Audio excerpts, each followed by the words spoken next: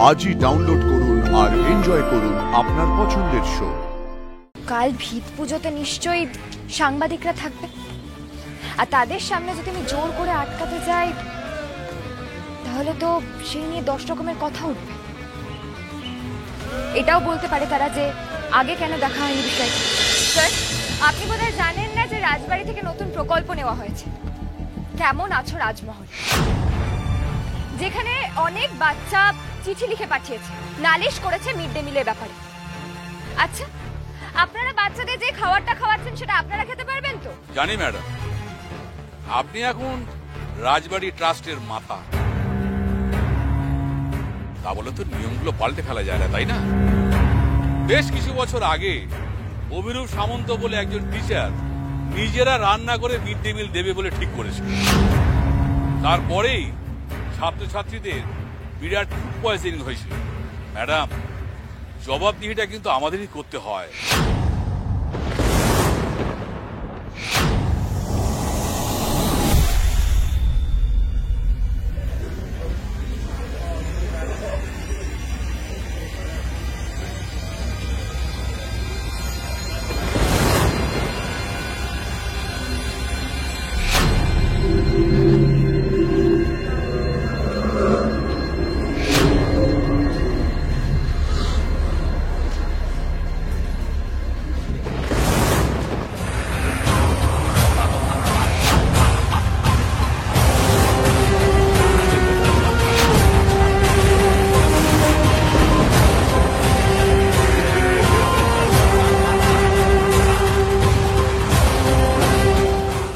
যে কত রূপ ধরে ফিরে ফিরে আসতে হবে এই রুদ্র সান্যালকে কে জানে।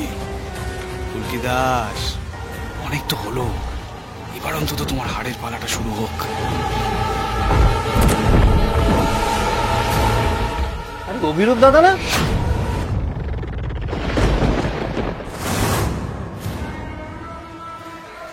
এই তো অভিরূপ দাদাই তো। দাদা, এতকাল পরে তুমি রাজমহলে ফিরলে, কোথায় ছিলে এতদিন? সবই তোমাদের ছোট রানীমার দয়া, আটক ছিলাম, অকথ্য অত্যাচার সহ্য করেছি। তারপর হঠাৎ একদিন শুনলাম তিনি নাকি সাজা পেয়েছেন। একজন বাচ্চা মেয়ে নাকি ওনার গদি হিলিয়ে দিয়েছে। হ্যাঁ, ওই রাজমহলের নতুন রাজকুমারী ফুলকি। চারিদিকে নতুন হাওয়া বইছে গো দাদা, নতুন হাওয়া বইছে। আমি নিজে কানে শুনেছি। আজ তোমার ওই পুরাতন স্কুলে ওই রাজকুমারী নিজে হাতে রান্না করে ছাত্রছাত্রীদের খাওয়াচ্ছেন গো। যাও না, যাও, নিজে চোখে একবার দেখে এসো না। আসি। তুমি ভাবছো নিজের হাতে রুদ্ররূপকে শেষ করেছো, তাই না ফুলকি? কিন্তু রুদ্ররূপ মরেনি, সে মহিষাসুরের মতো বিভিন্ন রূপে তোমার সামনে এসে দাঁড়াবে। আসছি আমি, আসছি।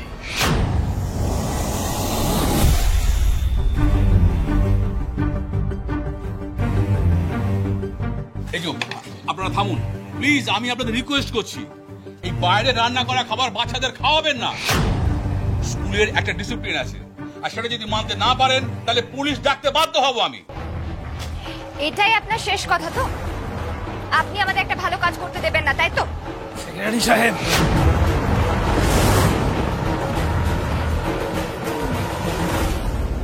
আর কত মানুষকে আর কত দাবি রাখবেন? সামন্ত, তুমি? যাক, মেকআপটা ঠিকই হয়েছে দেখছি। অভিরূপ স্যার, আপনি এতদিন কোথায় ছিলেন? কেমন আছিস তোরা সব? কি করে বলি বলতো আমি কোথায় ছিলাম? ওই ম্যাডাম, মানে আশাভরি চৌধুরী আমার জীবনটা প্রায় শেষ করে দিয়েছিল রে। কত বদনাম, কত অপবাদ আমার নামে। তারপরে যেই ম্যাডাম শ্রীগড়ে গেলেন, তখন আমাদের মতো লোকরা একটু স্বস্তির নিঃশ্বাস নিতে পারলো। আমি শুনলাম রাজমহলে নতুন হাওয়া এসছে, পরিবেশ পাল্টাতে শুরু করেছে। শুনেছি। 5 বছর পর অভিরূপ সামন্ত রাজমহলে ফিরেছে। এই নতুন হাওয়া কিন্তু আমি আটকাতে দেব না।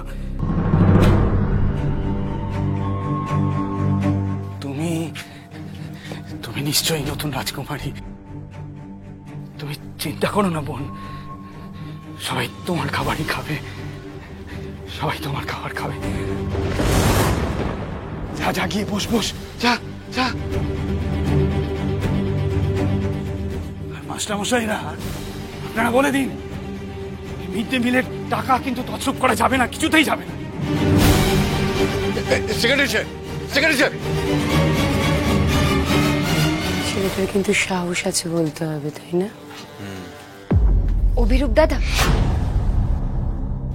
তোমার মতন ভালো মানুষ যখন রাজমহলে আবার ফিরে এসেছে তখন আর কিসের ভয় বলো তো?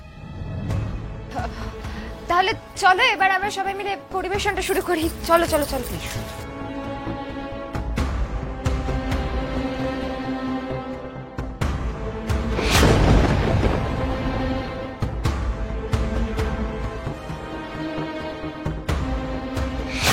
আমরা আছি তো, আপনাকে কষ্ট করতে হবে না।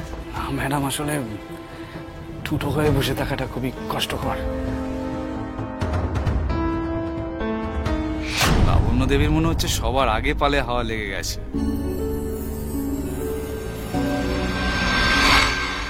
কেমন হয়েছে? ভালো হয়েছে? খাও সবাই ঠিকঠাক মতো খাও, ঠিক আছে? আর কিছু দরকার লাগলে বলবে। ও তো আমার দাদা, একটু দেখো না আর কারো কিছু দরকার কিনা।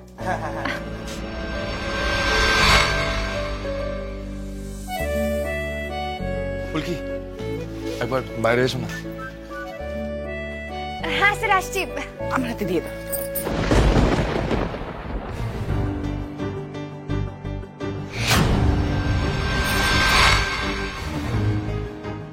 যাক, না চাইতে ফুলকিকে ফাঁদে ফেলার একটা সূত্র পেয়ে গেলাম।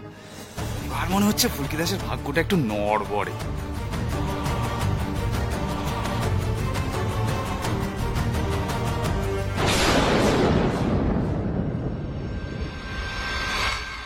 হয়তো শোনো, চমনলাল বাজোরিয়ার সঙ্গে যে নতুন কেমিক্যাল ফ্যাক্টরি খোলার চুক্তি হয়েছে ছোট রানীমার, সেই ফ্যাক্টরিটা কোনোভাবেই খুলতে দেওয়া যাবে না।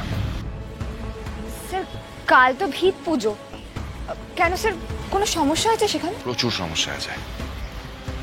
মানে সমস্যা এই চমনলাল বাজোরিয়ার মধ্যে রয়েছে। এই লোকটা অত্যন্ত খারাপ মানুষ, এর কোনো এথিক্স নেই। ইজ আ খারাপ বিজনেসম্যান।